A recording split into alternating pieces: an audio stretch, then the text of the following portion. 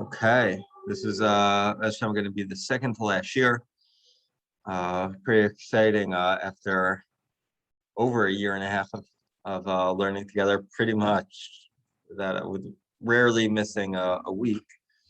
And we're on, I guess I'll start by saying, like, to remind us that we are on an extremely high madrega, the highest madrega basically possible for a human being to attain on their own efforts. We spoke about how there technically is a Ruach HaKodesh, and I don't think it was Nevuah, but certain levels that are, it may have been Nevuah, certain levels that are beyond, it's kind of like, it's a matana from Hashem, a person who attains the level of Kedusha, whether they become a Navi or not. But the ideas that we're discussing here are extremely lofty, and as I told you last week, and remind you now, to like kind of think of certain tzaddikim, think of like certain Hasidic leaders, holy tzaddikim, people like coming around the Rebbe's idea of the notion of like passing around shirayim, like taking from the food of the Rebbe. A lot of that is tied to this, the stuff we're talking about now, and it doesn't have to be a Hasidic Rebbe, but just a very big tzaddik. I was listening to a shiur, I want to say yesterday, about the Chavetz Chaim, and the Chavetz Chaim was a person who spent practically his entire life thinking, what could I do for Hashem? Just trying to be an Eved Hashem. And the story that when he was 4 years old, actually I remember the details of the story where a woman's like apples fell out of the basket when she was like walking home from the market, and a few boys were taking the apples. I can't remember if the Chavetz Chaim did take an apple or didn't take an apple, but 2 years later, he learned of the halacha of a Heshiv es hagzela. You have to return a lost item, and like a stolen item. Sorry, when someone steals an item, there's a mitzvah to return it. Now, there's no mitzvah to steal an item, but if someone does steal, then there's a mitzvah to return the stolen item. So the Chavetz Chaim was asking his parents for money. They were extremely poor. They were giving him maybe like the equivalent of like a penny at a time, till he was able to raise the money to purchase apples, or an apple, or the apples. I can't remember how many he bought. I don't know if any bought, but to buy the apples and find this woman and give her the apple. He was a 6-year-old boy. And from that, I mean, already at that age, just everything he did was for the sake of serving Hashem, for doing the right thing. So he's certainly someone who attained this madriga that we're discussing here. And we'll start from here. I thought we read this last week, but the part that I have marked down where we're up to is like in the middle of this paragraph. Let's go back a few lines to discussing the fact that when someone who's on this level of Kedusha partakes of the physical world, he or she is uplifting and elevating that item. Right here, you could have a simple, like for example, you could have a cup of wine. Okay, you use wine. People get drunk and drink wine in the bars. But if someone takes wine and pours it on Mizbeach, so that wine is now uplifted. So when it comes to a kadosh who partakes of the physical world, by nourishing him and by him partaking of that item, that elevates the item. So it's an elevation to the item, and it kind of like uplifts the entire species. All the food and drink that this kadosh eats, it uplifts the food and the drink that he's partaking in. And it's as if he is literally offering it on and pouring it on the Mizbeach. And this idea is discussed, is alluded to basically in Gemara and Ksuvos on Kuf Yam Beis. That anyone who buys a gift from a Talmid Chacham, it's like offering the Bikurim to Hashem, right? So just like the mitzvah of Bikurim was performed around the time of Shavuot, where people were going with their first fruits and marching them into Yerushalayim to the Beis HaMikdash. So you bring it, you give it to the Kohen. So, and you're uplifting your fruit. So I'm going to say lahada. So he's saying that is like a person giving someone who's on this level of kedusha, a big Talmid Chacham, giving him some food, and you're now sustaining him, just like doing something great for him, just like the current example of doing something great for Hashem. It's that they're together. It's this person's on a level where he's constantly thinking about Hashem and serving Hashem. The Chayin Abro, it says in Gemara Yoman Ayin Alf Nalf Yimale Gronam Shal Tamidei Chachamim Yain B'Makom Nesachim.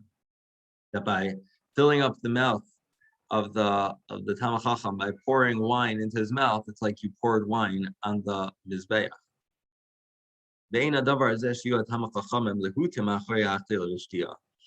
And it's not to say that these Talmidei Chachamim are just pursuing, trying to eat and drink, chas v'shalom. It's not just where, oh, wow, they want this physical pleasure and they need this physical pleasure.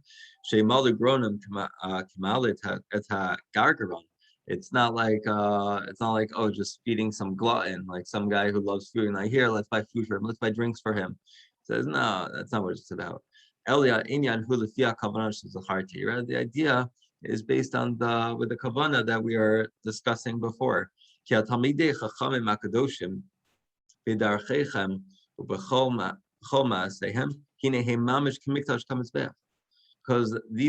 Chachamim, in their kedusha, in the path that they set out for themselves, the path to follow HaKadosh Baruch Hu, to serve Hashem with every fiber of their being, and all the actions that they perform, it's mamish kimikdash kamizbeach.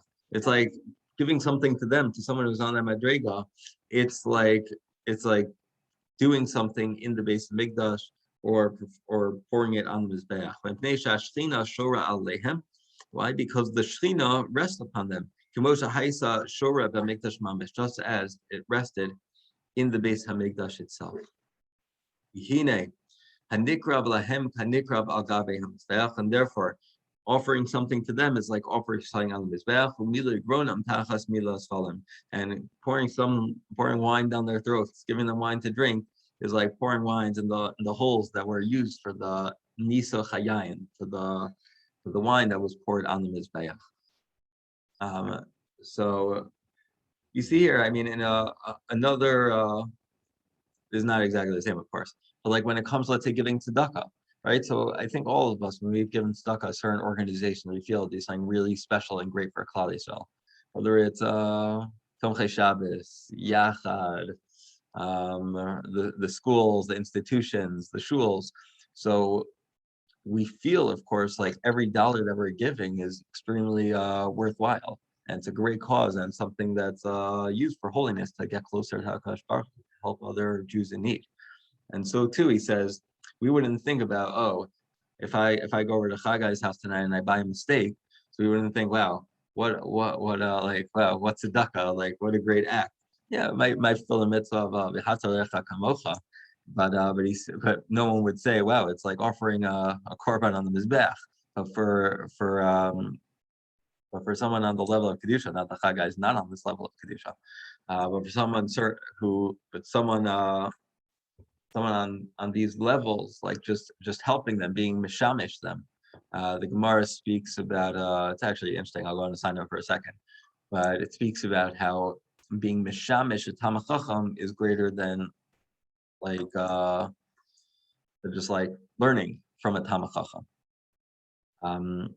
And one could say this is kind of tied to this, right? Just helping him out, making sure like feeding him if he needs food, or escorting him, giving him a ride, whatever it may be.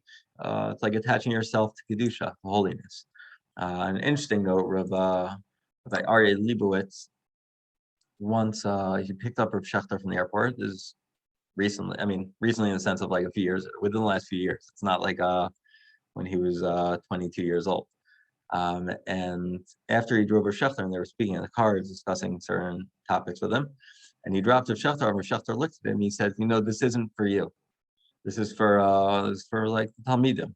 So Rav Aryeh Leibowitz said, Rabbi, I am a Talmid of you. And Rav Shechter says, no, you know what I mean, like the younger guys. He says, so Rav Aryeh Leibowitz said to him, the Gemara says, be mishamish Talmid Chacham, like that's a greater maila. So Shechter said, people always misunderstand that Gemara. People assume, and every time I've heard it explained, I heard it explained in the way I presented it to you now, that people assume being Mishamish Tam Chacham means like to serve him food, to give him a ride to the airport, to help him out in whatever physical needs he needs. So Shafter says that's not what it means. Mishamish Tam Chacham means to. It's not. It's like learning from them, but on a higher level, where you're picking up on every nuance, and you're starting to think like them, and you're starting to act like them in terms of your midos. That's what it means to be mishamish the Talmid Chacham, and that's greater than just learning the physical Torah from them. It's just a interesting side note. The alderach zeh, that's this. The alderach zeh. Kol tashmish shtamshu midivrei olam macharei hayosam kvar devukim dushaso yisbarach.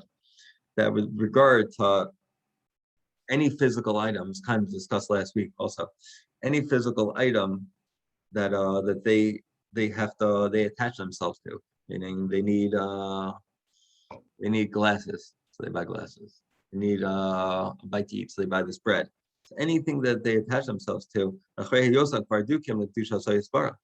so then that item, since they themselves already attach to holiness, right? So this person's on a level where every physical action they do is for the sake of holiness. So hine ilui v'yisron hu ledavarahu shezachu lios tashmish tzaddik. So that elevates this physical item, and to give it, to make it a level where it's like because it's used by this tzaddik. Bar is curious of another bracha. The Gemara in Chula and Tzadi Aleph Amud Beis says.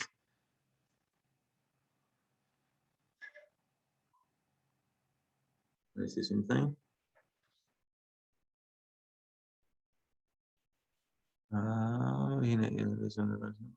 Tzaddik. Okay. Bar is curious of another bracha beinya. Okay, I see where we are. Yeah. So this part it doesn't say. In this verse, it says this part's all right. First, curious on the bracha b'inyan avnei hamakom shlakach Yaakov samirash Yosef. Then the pasuk in Bereshis and Kaf Chayim Yirav we read a few weeks ago, where Yaakov he's on his way to Lavan, and he takes the rocks and he puts the rocks down for him to sleep on. So the Gemara says, Amar Rabbi Yitzchak Lamishin is Kapsu Kulan V'Haisa Kalach Asmeres Ala Einil Tzadik Rosho. That all them they say we want Yaakov's head we want Yaakov to rest on us. We want Yaakov to rest on us. And as we discussed last week, I believe you quoted this idea the last week as well, that to uplift the rocks, right? The rocks could be attached themselves to Kedusha. If we didn't quote this came up in my Hasidus class. So in case you're like, wait, I don't remember learning this last week. It's possible we didn't learn it last week, and that's why I have learned it with my class in school. I guess it was 2 weeks ago. 2 weeks ago. Klal shel davar. Inyan hakadusha hu she'eh adam davei kol kach bazukav. Here's the klal to like kind of sum up in a certain sense, that the idea of kedusha is that a person clings themselves to HaKadosh Baruch Hu. Ad shebeshum ma'aseh asher yaseh lo yiparev v'lo yaziz mimani yisbarach. Then all the actions that this person partakes in, like he's not leaving HaKadosh Baruch Hu. We spoke about the difference last week between a tahar and a kadosh. A tahar is someone who has to partake in the physical world. He doesn't really want to, but he does because he needs to. But he's not attached to Hashem when he does that. But the kadosh is different. The kadosh is still attached to HaKadosh Baruch Hu. And I'll tell you, a lot of weeks when I prepare and I go through what we're going to do tonight, oftentimes there's at least one, if not more than one, certainly one like chiddush for me, one like interesting insight, and that's going to be something that we're about to say now. It says, "Achi Yosef Aldu Hadvar Magashnu Sher Sham Shalacham Tashmishav Mashahu Mishtamish Bahem." That so this tzaddik, that by attaching to these physical items, so they themselves kind of become elevated. But here's the interesting part: Masha Yorid Hu Midveko Sumalaso Bishtamsho Midvar Magashnu. That this tzaddik goes down in his level of ruchnius when he does this. Meaning, it's not such a chiddush because okay, I guess it makes sense, right? Partaking in the physical world, but it is. I was still surprised just because I figured, okay, here you have a person who's kadosh, always attaching himself to Hashem, always thinking about Hashem, uplifting everything physical. Okay, and I assume he's bringing the right. We've been discussing till now, right? You're elevating the food, which he is, but in order to do so, he's making himself down. He's lowering himself. To use, this is not an analogy because there's actually a difference, but like the idea of Moshe Rabbeinu and Sarah Bamidbar, he kind of had enough with being the leader and with Klal Yisrael, and HaKadosh Baruch Hu says, let me give you some help, and Hashem says, gather like 70 people, and I'm going to bestow basically your like some nevuah in a certain sense upon them. And the analogy given in that, I think it's probably quoted by Rashi, is it's like a candle. If you take a candle and you light 70 other candles, so the first candle that you use to light, it's still the exact same flame. So Moshe, even though now maybe like the nevuah was spread out, Moshe himself was stayed at the same madrega. But over here, this is different. By this person uplifting the other things, the physical world, he has to lower himself down. He has to go down. Now, even though he's going down, I'll read it inside because he's going to say what I was about to say. So, however, since he's constantly, let me actually see something.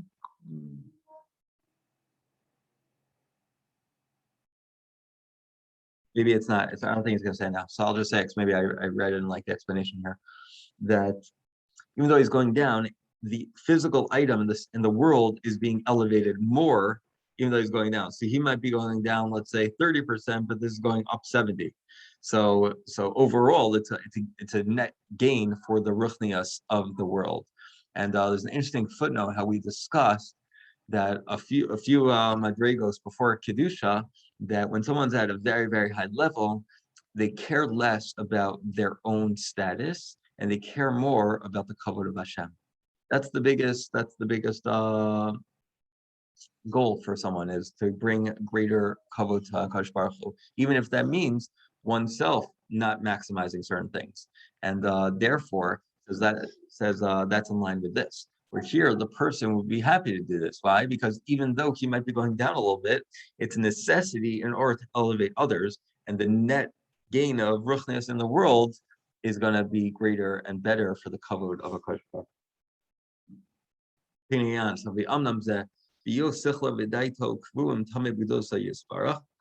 That this ability to elevate the physical is only possible, and now here's obviously like elaborates on the Hamid Rega, it's only possible when a person's intellect and their mind are constantly focused on HaKadosh Baruch Hu and his greatness. For Romuso Dushaso, his elevated status, the elevated greatness of Hashem, his holiness, as if the person is basically at the level of a malach, just he happens to be in Olam Hazeh.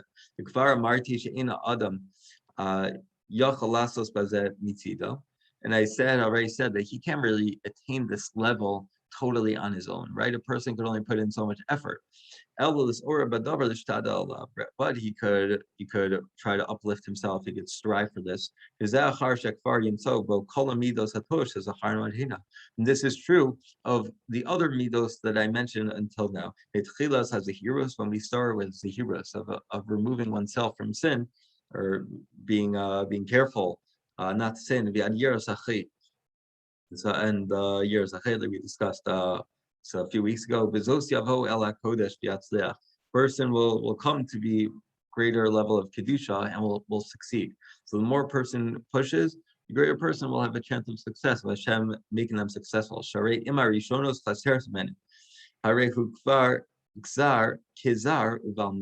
But if a person did not attain some of those earlier levels, so then, and you're lacking something, so then you're like a balmum, meaning you have a blemish. You're lacking perfection and tmimus. Shnei marbo, as it says, v'zar lo yikrav, that someone who's like a non-kohen, someone who's not this level of a certain level of kedusha, you can't go and approach in the base of Mikdash.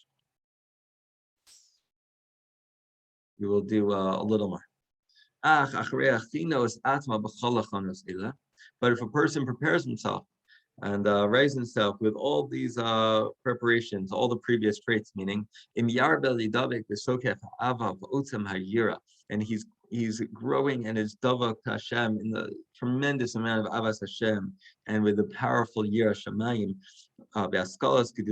with contemplating, understanding just the grandeur of Hashem, his baruch the utem ramuso, and his pure exaltedness. Yafrid atzma ben yonei achomer ma'atma. And automatically, when you get to that level, you're going to be pulling back little by little from the physical world. And I'll use like a simple analogy, right? Imagine a person attached himself to Torah. So if you have certain enjoyments, the enjoyment might be you enjoy watching a certain show or watching sports. So you might do those things a little less. The more you're attaching yourself to Kedusha, the more you're saying, maybe I should learn a little more, right? And the more you're going to learn, then the more you're going to take away from certain physical activities that you do otherwise. And then the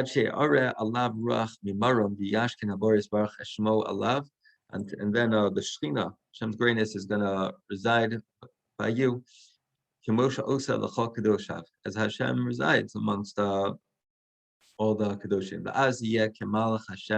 And then you will be like a Malach Hashem.